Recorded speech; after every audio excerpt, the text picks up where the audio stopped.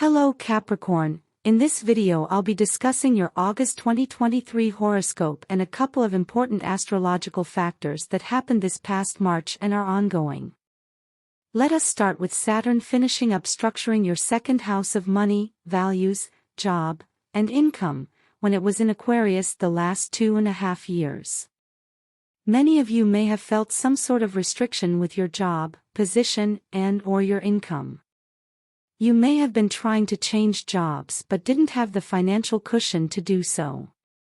You may have quit your job for another, got promoted or started a business since then. But for most of you it had to do with trying to increase your income because your spending and expenses were demanding it. Maybe you had to take care of another person financially, or your lifestyle changed, or the business you started drained your finances. Or you could have filed for bankruptcy because your debt was overwhelming. And finally, you may have felt your compensation didn't equal the value you were putting in.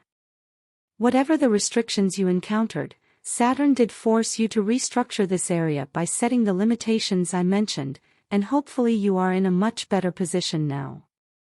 This was a trial run for you because Pluto moved into Aquarius, your second house of income and values, in March, just when Saturn left this house, but I will discuss that later in this video. Okay, so Saturn left Aquarius and moved into Pisces, which is your third house of communication, commuting, neighborhoods and neighbors, electronics, the internet, technology, and siblings.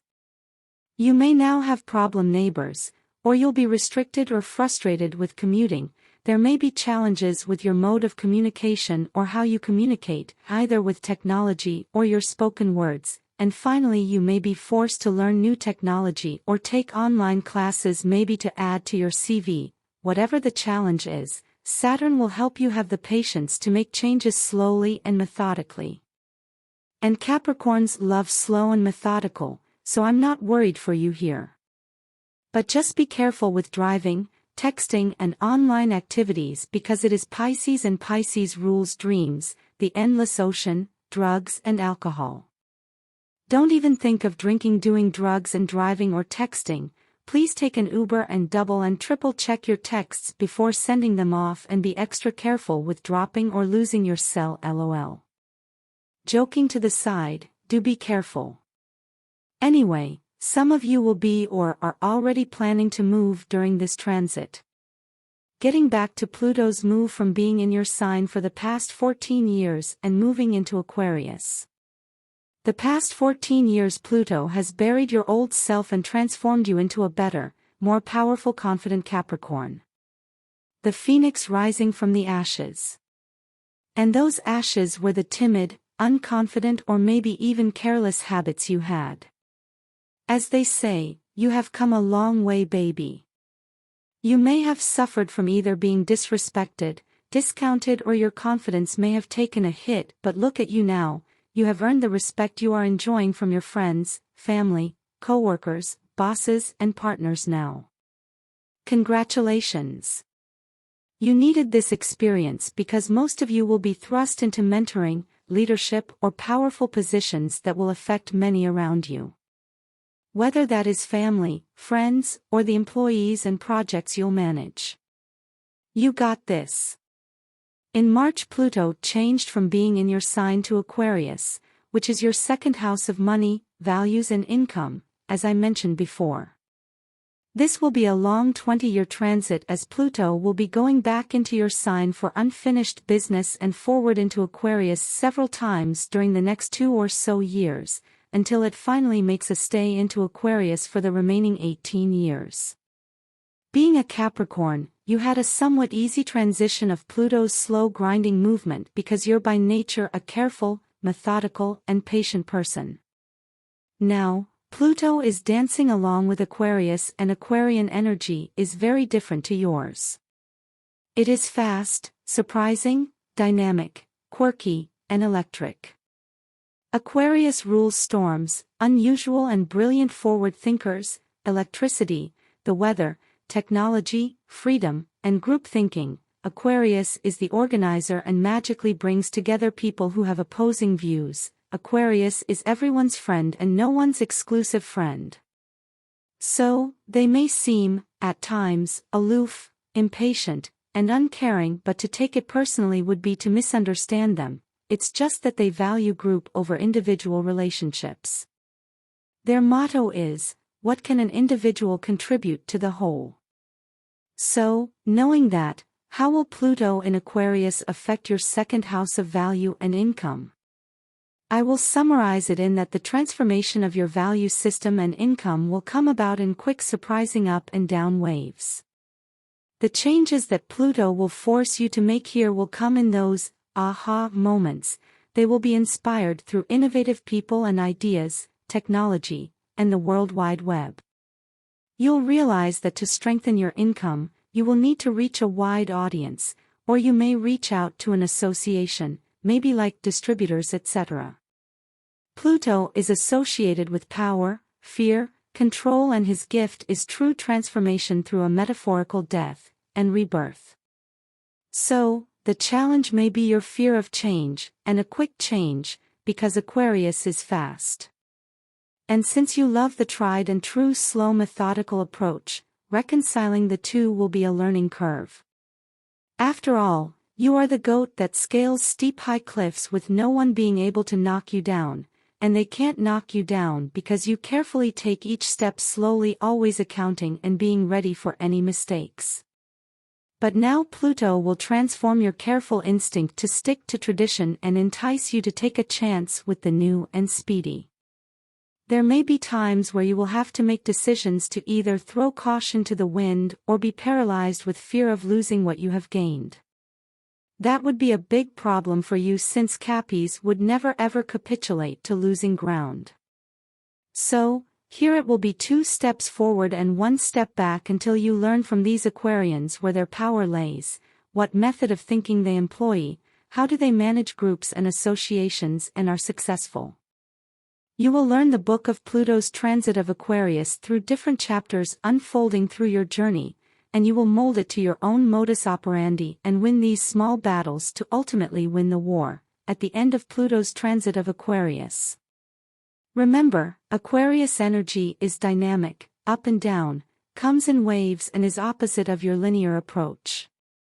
In other words, and if we keep on the book analogy, then there may be times when you will need to jump to the middle of the book, go back to the beginning again, read a little bit of the end, and continue where you left off. If that makes any sense. If I have confused you, hang tight, there will be other videos detailing Pluto, Aquarius, and other planet energies. Alright, let us summarize August for you. The Sun and Venus are in Leo, your 8th house of joint finances, sex, credit, mortgage, and inheritance. You have already been consumed with one or a combination of these things since the Sun and Venus entered Leo. But something new regarding these things will also start by mid-August with the Leo new moon. Maybe it's your partner, parent, or friend starting something new that you will be the beneficiary of since it is the house of other people's money that you benefit from. However, Venus is retrograde in Leo until October. Maybe the scenario I described takes that long for you to see tangible results, or there may be issues or reversals until Venus goes direct and things blossom. It'll be different for different Cappies, but the takeaway is something new in your 8th house will start by August 16th, but the wrinkles are being ironed out until early October. Take that and times it by 10 if you have Leo, Aries, Sagittarius, and Libra factors in your natal chart, or if the people you are benefiting from have fire and air sign in their natal charts. The North and South nodes are occupied by Aries and Libra respectively, Mars, god of war and action, coming into Libra at the end of the month to keep these exciting new ideas moving with determination and urgency. We had a full moon in Aquarius and your 2nd house of income and values in the beginning of the month, which saw an ending, culmination, or fruition of things relating to your finances and value system. It could have been you were waiting for a discharge on your bankruptcy, or a sign-off on a significant loan, or the work schedule that you've been fighting for the past 2 years. Whatever it was some kind of grand finale, for sure. There is another full moon, and it is a super blue moon in Virgo at the end of the month. It is your ninth house of travel, foreign people/places, higher education, and philosophy. Again, full moons have endings, culminations or fruition of past exercises. If you have Virgo degrees in your natal chart or your partners have it, this will affect you. We see Mercury, the planet of communication and commuting, in Virgo too, but it is in its retrograde shadow as I type this, and even though there is the full moon in Virgo at the end of the month, there will still be more information coming by end of September as Mercury ends retrograde. Again, if you or your partners have Virgo factors in your natal charts, I would say have plan B and C in the wings as your or their travel or some disruption usually happens. This applies to you Cappy students who think you have the classes locked away to find out that it's been cancelled because not enough people signed up, that's Mercury retrograde, and only to find out after you changed your schedule the class was back on, that would be Mercury going direct at end of September. Anyway, I'm sure you get the picture, just have backup plans. Going back to Libra in the South Node, Mars coming into Libra at the end of the month, and the Master Negotiator of Compromises, Ceres, is also camped in Libra. Libra is your 10th house of career, status, reputation, bosses and power brokers. Whatever it may be, action will be required because Mars is coming in, and an agreement or compromise will need to be had by about mid-September because Ceres is here. This is a big deal as action taken or decisions made now affect and intensify around December and January 2024. Thank you for listening Capricorn. I have to mention that you are my favorite zodiac sign because of my personal relationship with my own Cappy. You are an absolute gem, resolute and patient, and you have had it tough especially with family life, yet you never wavered or became resentful. It's a blessing for whoever calls you a friend, associate, brother, sister, parent, or boss. God bless. I'll leave it there and I hope you enjoyed your August forecast. If you did, please give it a like. I also invite you to subscribe for future vids and projects that will go online, and I welcome your suggestions and comments to better improve content and structure.